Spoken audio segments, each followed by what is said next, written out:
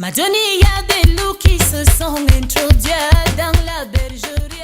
Dans les échanges avec les non-croyants ou les personnes sceptiques à l'évangile, une des phrases les moins amicales qui revient souvent, c'est « Allume ton cerveau est éteint, qui a mangé ton cerveau ?» Alors, le cerveau est un organe merveilleux que Dieu nous a donné pour comprendre notre environnement, interagir avec lui et le dominer. Mais c'est un gros risque d'abandonner toute sa vie à son cerveau. Voici pourquoi. Premièrement, le cerveau ne peut pas vous montrer les choses à venir.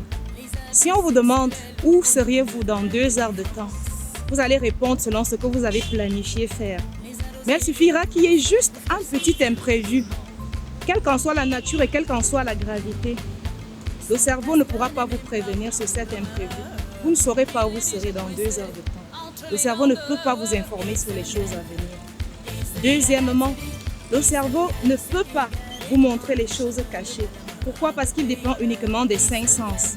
Ce que vos yeux voient, ce que vos mains peuvent toucher, ce que votre nez peut sentir, c'est uniquement les informations qui relèvent de là que le cerveau va vous donner. Le cerveau ne peut pas vous montrer, par exemple, quel est le vrai visage des gens. Cette personne que vous êtes en train d'admettre dans votre cercle privé et à qui vous faites confiance et qui a vraiment une apparence angélique, le cerveau ne va jamais vous montrer le vrai visage de cette personne.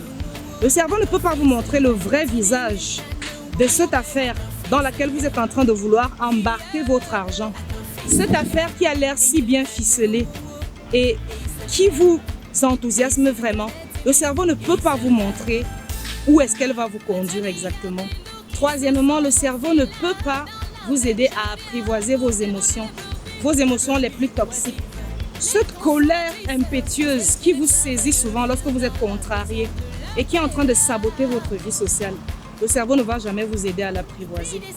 Cette tristesse accablante qui vous a souvent conduit à la dépression, le cerveau ne va pas vous aider face à cette tristesse. Cet enthousiasme débordant, ardent, qui vous aveugle souvent au moment de faire des choix délicats, le cerveau ne va pas vous aider. C'est pourquoi nous autres, chrétiens, nous qui professons la foi en Jésus, nous sommes fiers de dire que nous avons éteint sans complexe notre cerveau. Si le cerveau est une ampoule qui éclaire une chambre, le Saint-Esprit est un soleil qui éclaire tout un voyage.